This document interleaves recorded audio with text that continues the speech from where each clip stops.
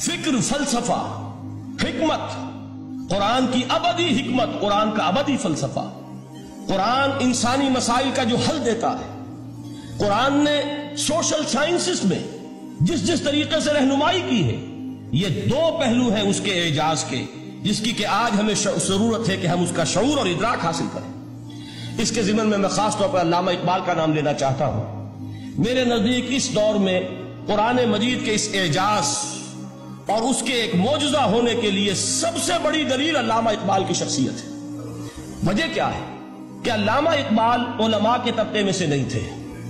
जाहिर बात है कि जिनका पूरा जो है, जिनकी जिंदगी गुजरती हो क़ाल अल्लाह क़ाल रसूल में, उनके दिलों में अज़मत कुरान की, उनके दिलों में हुजूर की मोहब्बत, ये तो समझिए कि होनी ही चाहिए।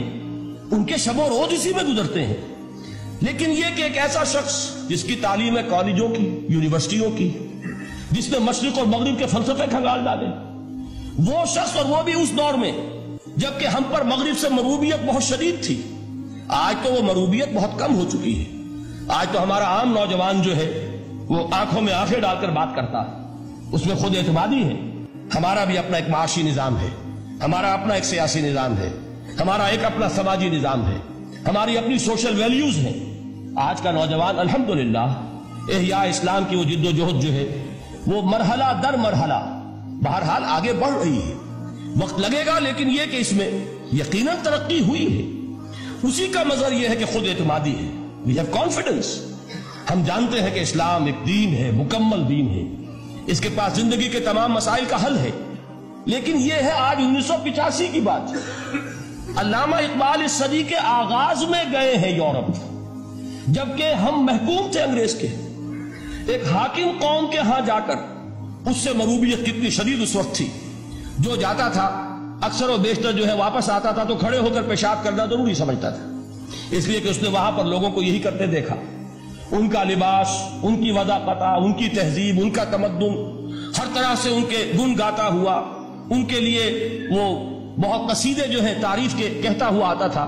लेकिन एक अल्लामा इकबाल की शख्सियत वो है कि वो ये खुद कहते हैं कि मैं इस आग में डाला गया हूं मिसले खलील। मगरबी तहजीब के इस अलाव में मुझे इस तरह डाला अल्लाह ने जैसे कि हजरत इब्राहिम को आग में डलवाया। मैं उस तहजीब के उस अलाव के अंदर से होकर आ रहा हूं और मैंने ये देख लिया है कि ये तहजीब खोखली है, इसके अंदर कोई पायदारी नहीं है। नजर को खीरा करती है तब चमक तहजीब हाजिर की, ये सन्नाई मगर झूठे नगों की रेजाकारी है। और दयारे मगरिब के रहने वालों, खुदा की बस्ती दुकान नहीं है। खरा जिसे तुम समझ रहे हो वो अब जरे का मायार होगा। तुम्हारी तहजीब अपने खंजर से आप ही खुदकुशी करेगी। जो शाख नाजुक पे आशियाना बनेगा नापायदार होगा। अब आप अंदाजा कीजिए, वो शख्स जो बुनियादी तौर पर फलसफी है, फलसफे का तालिब इल्म है, वो जर्मनी और इंग्लिस्तान में जाकर फलसफे खंगालने के बाद उसे अगर तस्कीन हासिल हुई, उसकी जो इल्म की प्यास थी अगर उसे सेरी हासिल हुई तो सिर्फ कुरान के जरिए से। न कहीं जहां में अमा मिली, जो अमा मिली तो कहां मिली मेरे जुर्म खाना खराब को तेरे अफ़्वे बंदा नवाज में। ये वो शख्स है, आखिरी जिंदगी में इनका काम सिर्फ एक रह गया था, कुरान की तिलावत। बड़े बड़े फलसफी मिलने आते थे अल्लामा इकबाल से मिलने, वो समझते थे बड़ी लाइब्रेरी होगी। जैसे बड़े वकील, उसकी लाइब्रेरी आपको मालूम है कितनी जिल्दें रखी होगी, खूबसूरत जिल्दें बनी हुई। ऐसे ही कोई बड़ा फलसफी, बड़ा प्रोफेसर, उसकी स्टडी, उसकी किताबें बड़ी मरूबकुन होनी चाहिए। लेकिन अल्लामा इकबाल के यहां सब किताबें उठवा दी थी उन्होंने, सिर्फ एक किताब रह गई। और सैयद नजीर नियाजी का नाम आपने सुना होगा। उन्होंने जब ये गवाही दी है, ये वाकया शायद आपके इल्म में ना आया हो, ये बहुत अहम वाकया है। वो ये लिखते हैं कि मैंने एक मरतबा अल्लामा से पूछा कि कुछ लोग एतराज करते हैं या ये ख्याल जाहिर करते हैं कि आपने अपना फलसफा खुद ही नीत्शे से लिया है। कोई कहता फलां से लिया है, कोई कहता फलां से लिया है। कुछ आप खुद बता सकेंगे कि आपके फलसफा खुदी की सोर्स क्या है? तो अल्लामा ने कहा कि अच्छा कल फला वक्त आ जाना तो मैं तुम्हें लिखवा दूंगा, डिक्टेट करा दूंगा। तो सैयद नजीर नियाजी कहते हैं कि मैं बहुत खुश हुआ कि ये सआदत मेरे हिस्से में आ रही है कि अल्लामा इकबाल खुद मुझे तहरीर कराएंगे कि मेरे फलसफे की सोच क्या है, मैंने कहां से अखज़ किया है। दूसरे रोज वो गए, हाजिर हुए, बड़े ही अरमानों के साथ पेंसिल और कापी लेकर बैठे। अल्लामा ने फरमाया जरा कुरान मजीद निकाल लाओ। वो कुरान मजीद लाए, हैरान हुए, ये फलसफे का सोर्स मुझे डिक्टेट कराने चले थे, ये कुरान मजीद कह रहे। کہا کہ ذرا سورۃ الحشر اس کا آخری رکوع، وَلَا تَكُونُوا كَالَّذِينَ نَسُوا اللَّهَ فَأَنسَاهُمْ أَنفُسَهُمْ أُولَٰئِكَ هُمُ الْفَاسِقُونَ۔ اے لوگوں، ان لوگوں کے مانند نہ ہو جانا جنہوں نے اللہ کو بھلا دیا تو اللہ نے انہیں اپنی خودی سے غافل کر دیا، اپنے آپ سے بیگانہ بنا دیا۔ یہی ہیں لوگ جو فاسق ہیں۔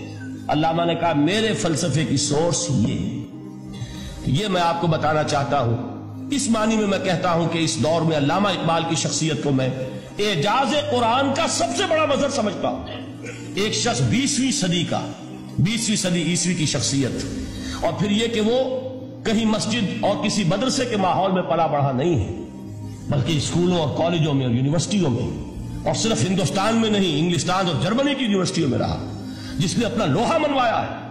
وہ شخص اگر یہ کہتا ہے کہ میرے لیے فکر کی بنیاد، میرے فلسفے کی سورس، میری تمام سوچ کی رہنمائی جو ہے وہ اس کتاب نے کی ہے، تو معلوم ہوا کہ واقعتاً یہ قرآن مجید آج بھی معجزہ ہے۔